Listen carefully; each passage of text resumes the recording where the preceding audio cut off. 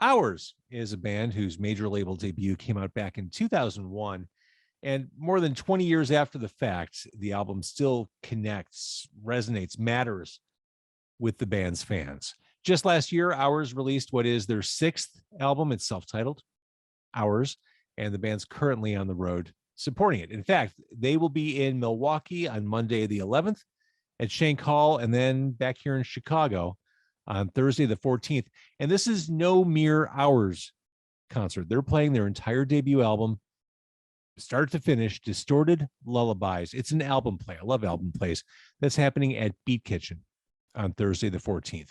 Now, the songs are always there with Ours, but it's hard to deny the strength of singer Jimmy Gnecco. He's a multi-instrumentalist. He's a songwriter, but he also has, by my estimation, one of the best voices in rock, period. And he's my guest tonight on Car Con Carne. It's Car Con Carne. Let's eat in the car. It's Car Con Carne. And now here's the star of our show, James Van Alstyne.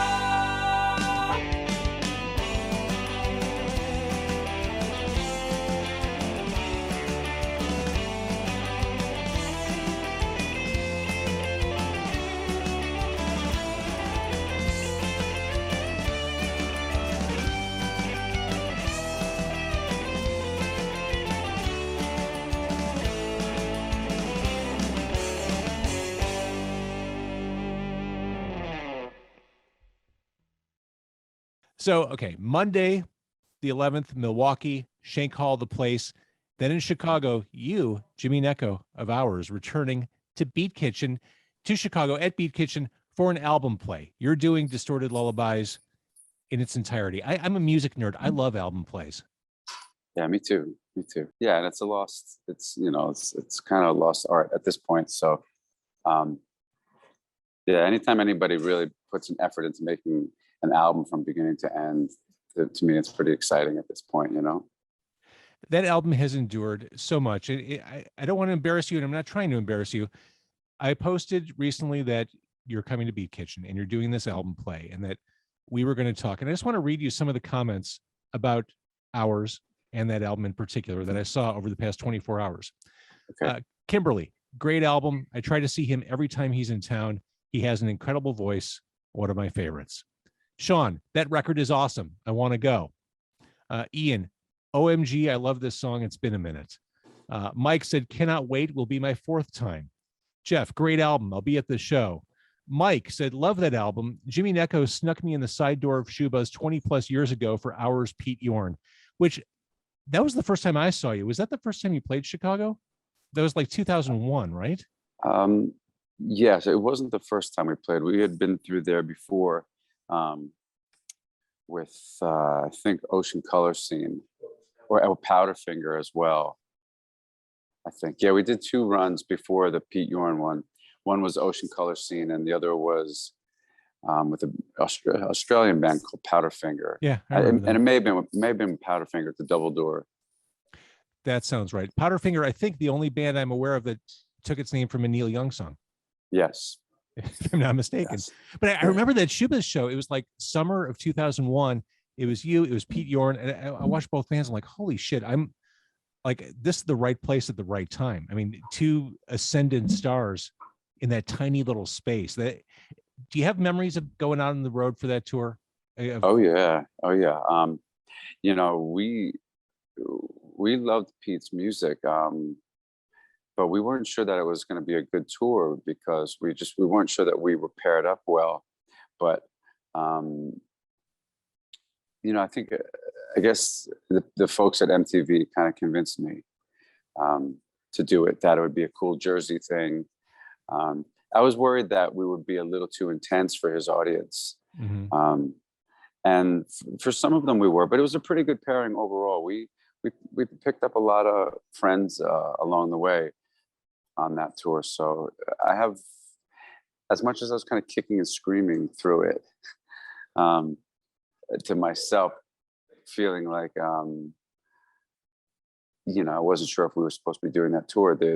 At the end of it all, it ended up being a really positive thing. And Pete was great to us the whole time. So yeah, looking back on it, really fond memories. Yeah, And I'm not crazy. You have a relationship with the city of Chicago.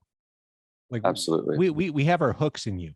We all really fell in love with Chicago, kind of our first time through, and now I have a lot of friends there. And we'd come through a lot and stay in Evanston. We had a friend that had a big home there, and he would welcome us in, and we'd stay for weeks at a time.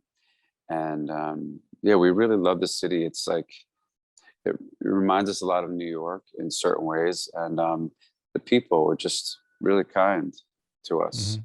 So we fell in love with the Chicago Music Exchange music store.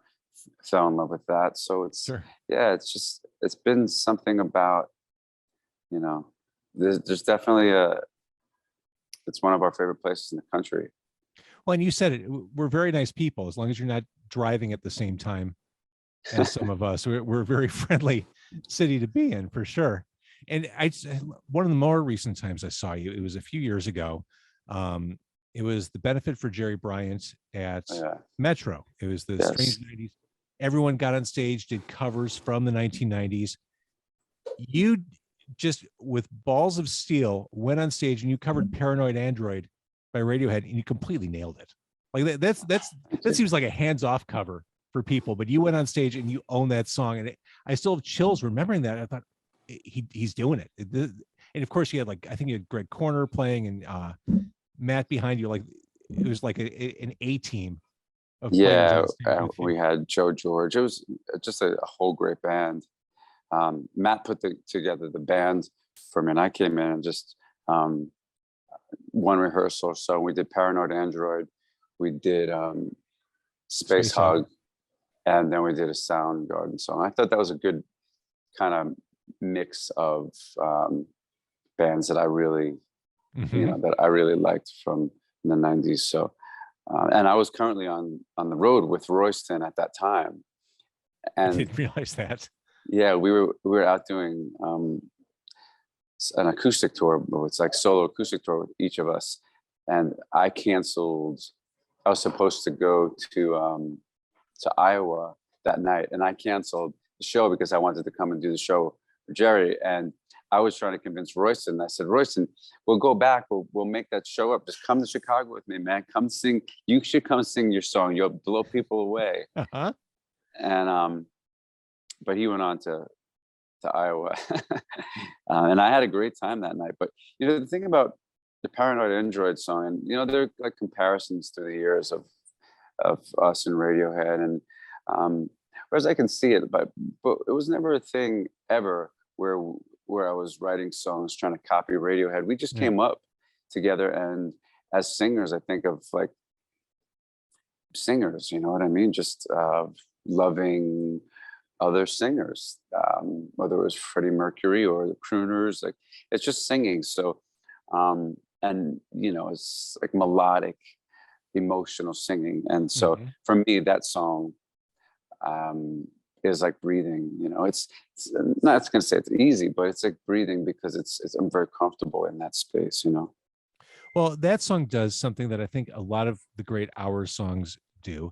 They really take you on a journey. They take some time to tell a story musically.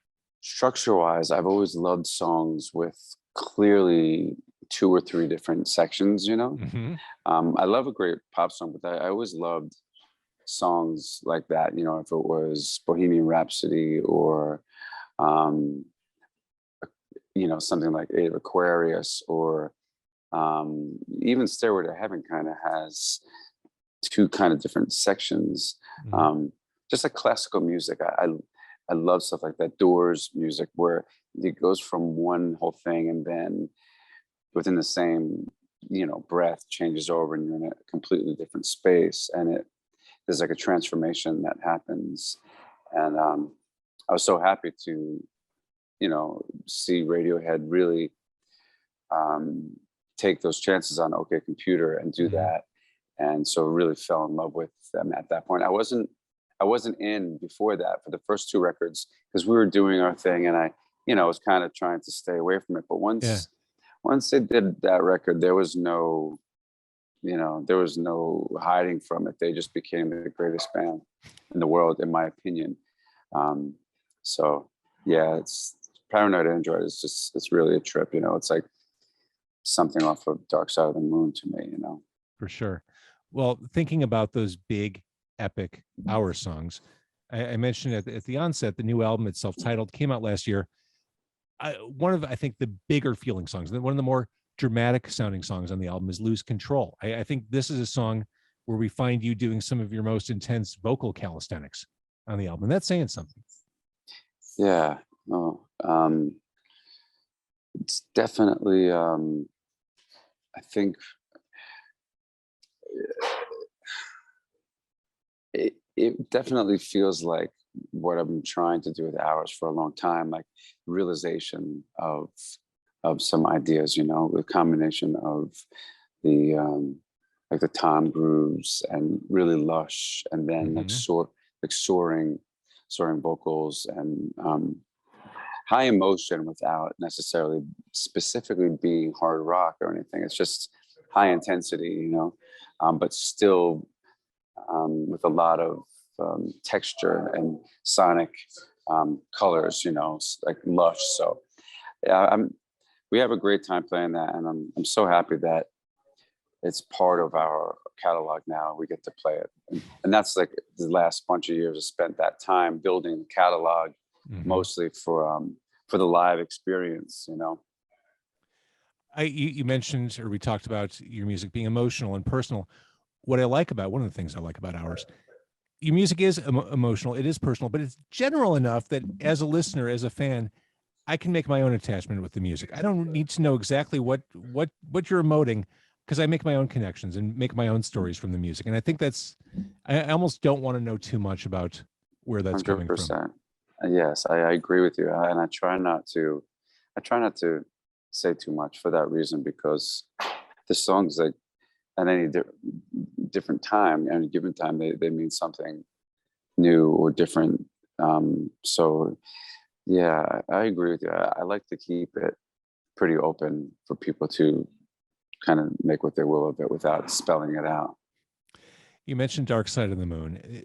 There was a time pre-digital when album sequencing was an art form, where the songs came, that kind of journey, the highs, the lows. When I listen to the new album, I mean, I think it's incredibly well sequenced. Starting from Are You Listening? This is an album opener. This is a song that has a solid build to it. Is sequencing still something you're aware of and focused on as you create? Oh man, yeah, I'm happy you said that, because I go through different feelings of wondering if I got it right, because it took me like a year and a half to sequence it. That was the biggest thing, because I feel that is the most important part of it. I mean, obviously you have to have the bits, like putting together a movie. You have to have the storyline and the emotion and the performances, but the meter of the whole thing, and it's so important. And 17 songs is really difficult to find the ride, but I had to do it it was kind of like chapters, really. So it's the record feels like three kind of chapters, for me. And yeah, it took a long time, but finally, like getting Are You Listening finished, felt like, oh yeah, that's the opener. It's kind of like the big entrance into the space, and you're kind of like eyes kind of opening up and kind of being thrust into a world and being born. I love it. Well, on the other side of the album is a single. I mean, at the very end of the album, we find Echo. So thinking about sequencing as an art, one of the songs you put out there and wanted people to pay attention to is the one that's the last thing they hear. Yeah, and that, we can talk about and say it was a smart move, or it's a really not a smart move. Most people who want me to, through the years, sort of rooting for us to really succeed and do well, told me that it was a huge mistake. Like, what are you, crazy? Why would you put that song last? It's the biggest single on the record. And to me, again, it's like, well, I'm thinking about a whole record. Mhm. When it's like putting, how can you put even if the end scene of a movie is the most glorious and something like you have to get to that space. You have, Mhm. you have to arrive there. And anytime I tried to put it sooner, it felt like we were creating this resolve earlier on in the record that we couldn't recover from. Like, we couldn't create this resolve and then go back into a more dark, contemplative space again. So it had to be more so that the record happened and the story happened and the fall and then the build again, the rise up to Mhm. some sort of transcendence and resolve. So it is, to me, it's like kind of like a glorious almost ending, like a Return of the Jedi or something, like the Ewok like celebration. Yes, it is the most obvious single on the record, but you know to me, again, like if you're talking about releasing singles, you can release any single Right. and at any time, and that's a song that people are going to know, whether it's second, third, or 17. Absolutely right.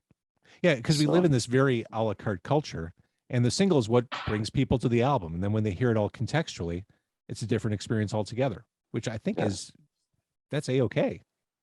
yeah, I like it, to tell you the truth, the way it makes me feel when all is said and done. And that was going to be a very important thing that by the end of the record, it left people in a really joyful place Mhm. and not a place, because we can very easily end the record with like contemplation and just like all different kinds of thought. But it was important to me this time to because I wasn't really sure if we'd ever make another record. Um, so I wanted to basically, if it meant like this is the final Hours record, I wanted to really end in a joyful place and kind of celebrate basically everything that had happened beforehand. You mentioned Led Zeppelin 4. There's a song on the album, Bring It On, which to me has a very Zeppelin feel to it. It's got John Bonham-like drums. It's got bluesy riffs. This also finds you, or the protagonist of the song, desperate, screaming for love. But this wasn't written during the pandemic. This was written before then. Yeah, long before it, which pretty much everything was written before it, except for the song Gold. And pretty much Gold. Gold is the only one that really came, and some other songs during the pandemic, but they Mhm. went out onto some EPs that we released as well. Um, so yeah, all this was written coming off of um, a feeling of I don't know, just kind of already recognizing a great divide in the Mhm. country Yeah, before. that did exist before the pandemic, to be clear. Yeah. Um, and so before the pandemic, many of them written before the election as well. Mhm. Um, so, but yeah, Bring It On was one of the earlier ones written, and that I went in to do, and I played drums on it. That was you Um, playing drums. Yeah, yeah, I hope the John Bonham comparison landed well. yeah, it's there's no greater compliment, that Ringo. There's no greater compliment to have, especially, um, I love drummers. I love drumming. I love the importance of great drums on a record, Mhm. and we've worked and worked at it for years trying to get that. And so coming into this record, I really just started to play a lot of the drums. We then did get a drummer who's been with us now for a long time, and he's much I think a much better drummer than I, as far as like real drummer. I have the ability to do it with a feel, like a big fat feel on more I think more simpler grooves or stuff, the more open ones I can do really well. So, and the guitar and all that too, like I pretty much, it became my project, like just, you know, getting all these guitars down and playing a lot of guitar again. And same thing on You Are the Answer. I basically just played everything on it and jumped in and had a great time just jumping around from each instrument. As much as I like the big, sprawling, epic Hours songs, I also love songs like See the Light, because this song just feels raw and just immediate to me. Maybe even a little more ramshackle. Yeah. One that was written pretty quickly, in the sense of not being overthought at all. I wrote it real quick, and April in the band, who plays keyboard, piano and stuff, sings with me. She was in the rehearsal space with me, and I said, "Hey, do me a favor, play this groove on the drums." And I recorded it onto my telephone, just real easy in the room. And she sounded so great on the drums that I said, "Okay, you're playing drums on it." So then she played drums on that. We both played drums technically, and she played the groove, and then I went back and played all these like Ringo type fills over it. So yeah, that one, like, it's a kind of a banger, but it's, again, like, unexpected that she played the drums on it. We kind of do that. We jump around. You said just a couple minutes ago, if this is to be the last Hours album, is that a thought? Is that a real thing we should be thinking about? It's hard to say, because yeah, it's a little difficult to say. We're still sitting on one more that hasn't been released, with all these other songs that didn't fit on the album. So technically there could be even another one, but it's really difficult to think beyond that at this stage of the game. This took so many years to get this record, because I kind of recorded a few at once,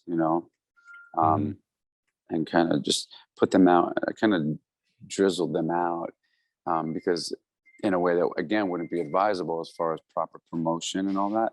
But I was just been more interested in getting as much done and getting it out into the world while I can do that, while I can still sing this way and all of that stuff. So I've been more,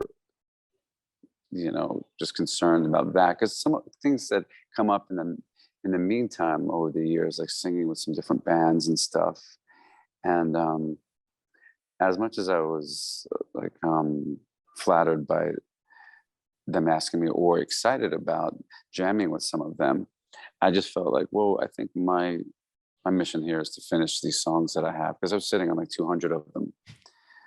So I got around 80 done so far of the 200 that I was sitting on. This is whatever becomes of Hours, you will always be that artist, writing, creating, squirreling away in a room with a guitar or an instrument or a microphone, just expressing those thoughts somehow. I think so. Yeah. Regardless of whether you call it Hours, I feel like I can't imagine you not doing this.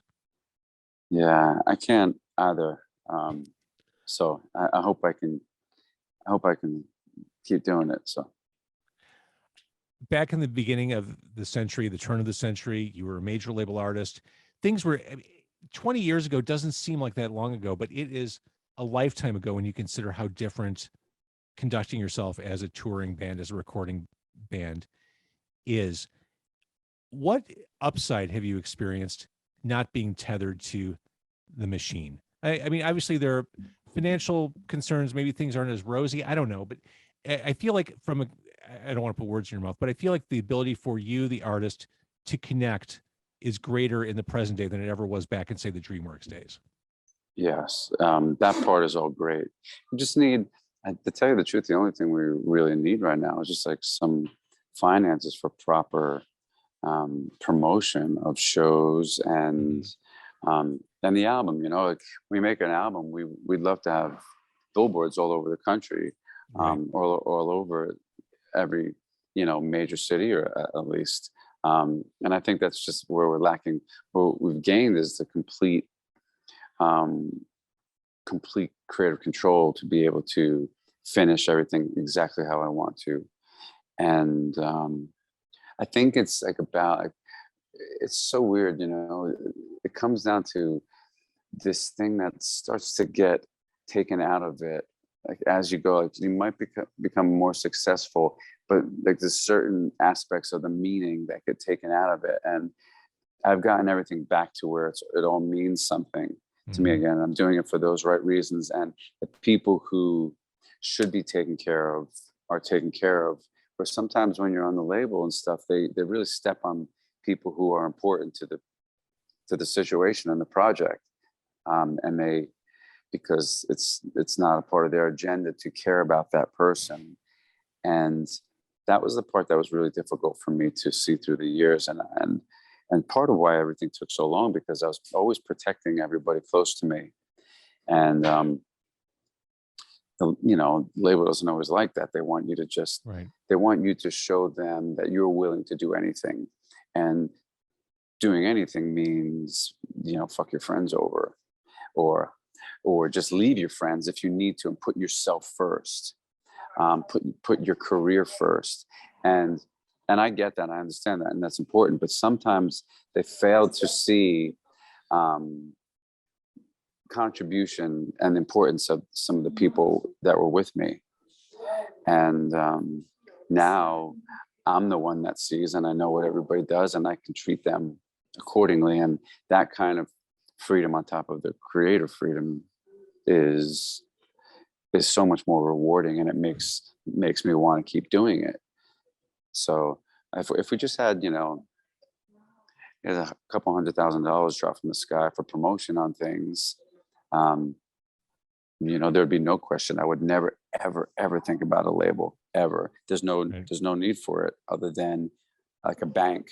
So with that, I feel like I should just go take a loan or something, rather than having, because the moment they get in there too, and they buy their opinion, basically they're buying their vision on the way that they want you to do it. They might believe in me, but they have their vision and their views on their experience, or what they think is the right way.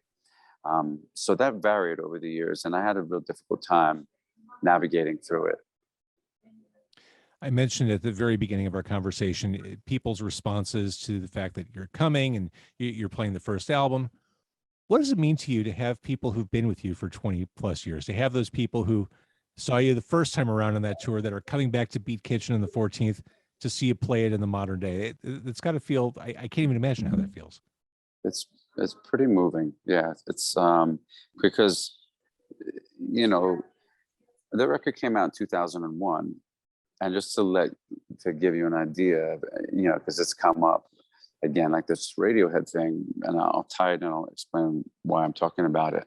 The song Sometimes came out in 2001. I wrote it in like 1990, 91. Okay. Long before any of us knew about any Radiohead or anything like that. Yeah. Because it's a similar thing, and sometimes it goes ow, ow, ow, ow, ow, as this Radiohead song called Talk Show. It goes ow, ow, ow, ow. And I remember sitting in the movie theater when I heard the Radiohead song going in 95 or so, going, oh my God, what am I gonna do? And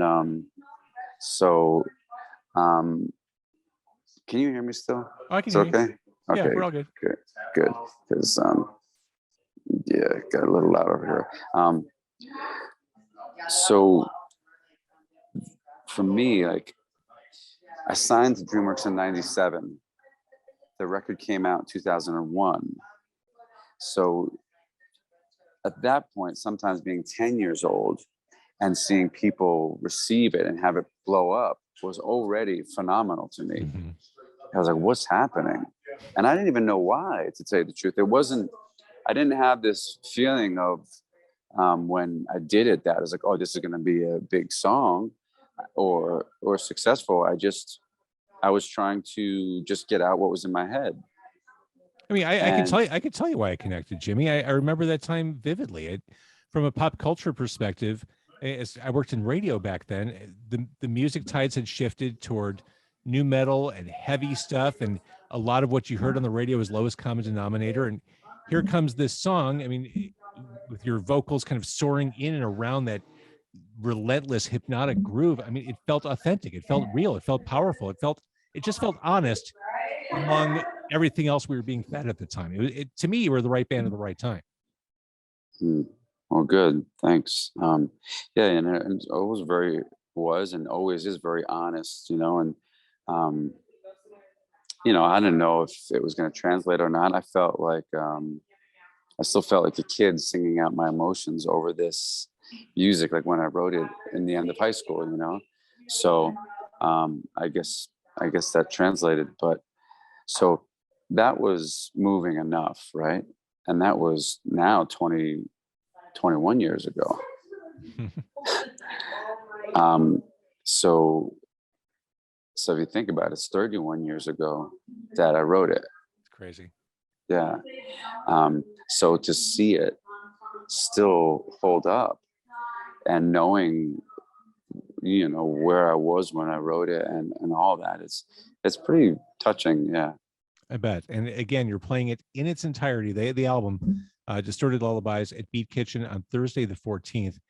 That's your first album, which leads me to another question. What was the first album you ever bought? As a music listener, as a fan, as a kid with allowance money burning a hole in his pocket?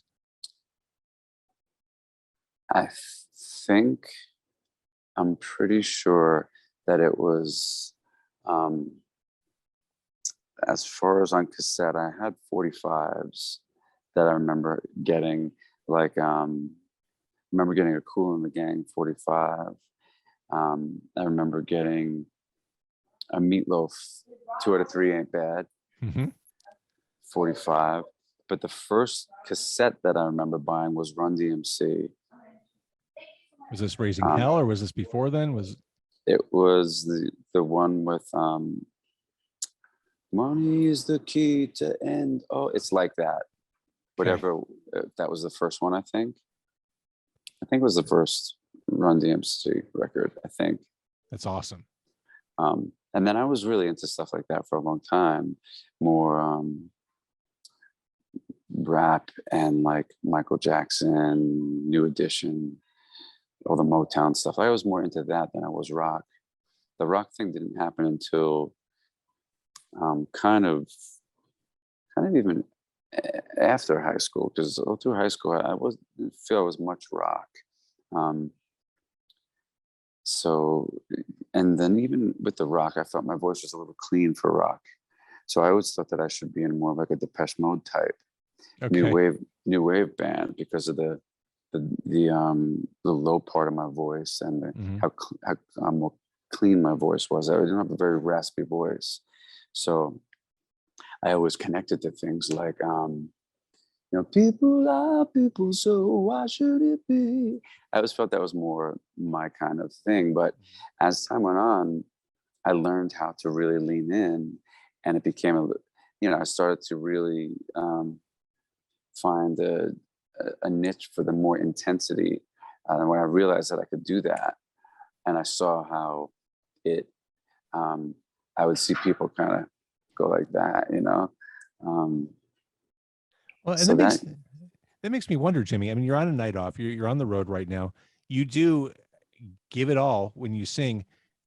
Should you even be talking on your nights off? I mean, to a certain extent, should you be preserving your voice, or do you preserve your voice on off nights? I normally try to, yes. Well, thank you for your sacrifice tonight. I'm happy to talk to you. So it's okay. But I normally take it pretty easy on days off and rest my voice. All right. Well, rest your voice. Go back on the road. We're going to see you in Milwaukee on Monday the 11th. We're going to see you back here in Chicago doing the first album. It's in its entirety. Oh my God. On the 14th at Beat Kitchen. I'm wearing the ceremonial garb just for the occasion. Awesome. A pleasure talking to you. We love you here in Chicago, Jimmy. Thank you. Well, we love you all in Chicago as well. And we hope we keep coming back and keep doing it.